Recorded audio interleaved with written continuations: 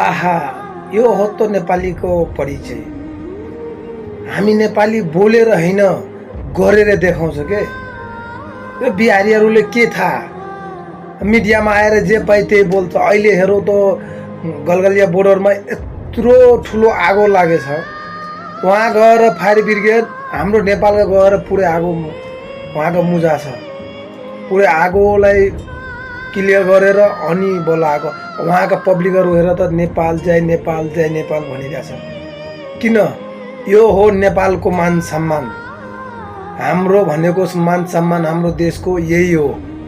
बिहारीले जे बोलेर हाम्रो देशलाई केही फरक पर्नेवाला छैन के। त्यही ठाउँमा इन्डियाको फायर ब्रिगेड 1-1.5 घन्टा पछि आउँछ। त्यतिसम्म त त्यो गलगलिया बोर्डर पुरै फिनिस हुन्थ्यो। फेरि पनि बिहारीहरूको दिमागैमा आउँदैन। अलि बुझ्नु पर्यो, अलि यताउता हेरेर काम गर्नु पर्यो। हाम्रो बालेन सरकारलाई सल्युट छ के। यस्तो यस्तो काम यस्तो हुन्छ नि, सबै मिलाएर गर्ने। धेरै धेरै धन्यवाद छ दाइ तपाईलाई।